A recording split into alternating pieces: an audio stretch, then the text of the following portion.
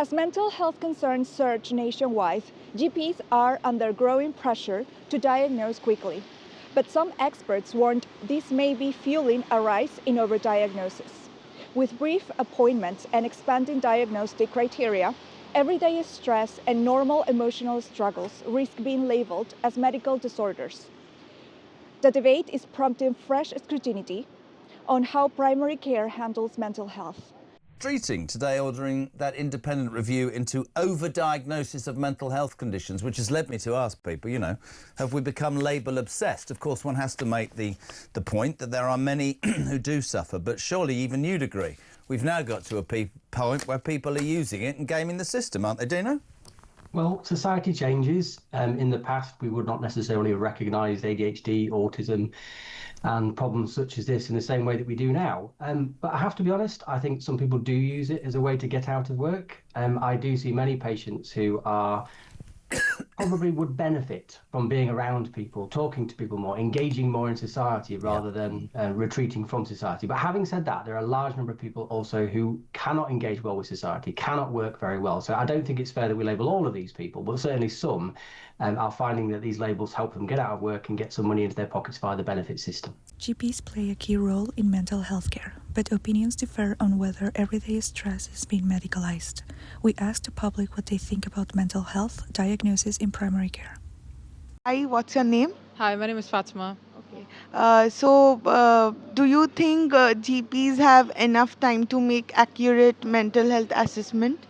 I think especially because appointments are very far apart. When people ask for appointments, they're very late, and then when they are there, they do you have to wait a while. So I think that it should be enough time for doctors to make a correct assessment. So that's what I believe. Yeah. So, what's your experience with the mental health conversation with the GP appointments, if you have any? So I used to go to the GP when I was younger for anxiety, and it was good. As I was a child, they used to teach me a lot of mental health tactics, like deep breathing and all of these kinds of things. As for teenagers and people who are older, I wouldn't have the best experience. But when I was a child and when I had to go to the GP, it was a fairly decent experience. But I've heard differing opinions from others as well. Yeah. Okay. So, and are mental health labels being used too easily today? I don't think they're used easily. I think people are just learning more about them and they're relating to those labels now. Because I feel like in the past we used to push down a lot of mental health issues and say we'll just deal with them mentally. But I think now that people are gaining more awareness on these disorders and more mental health, there's more mental health awareness. So people are, relating to those labels more. So I think more people are saying, okay, I struggle with this and I would like to get more help for it. So instead of them being used easily, the people are just knowing about it more and relating to it more.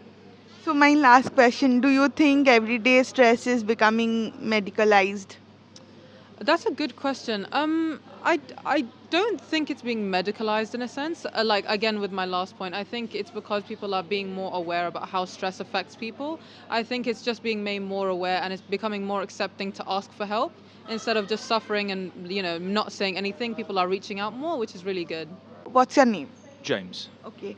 So, James, do you think GPs have enough time to make accurate mental health assessment? Probably not, because they're often overworked and have to sort of do things arguably too quickly, such as those assessments. Okay.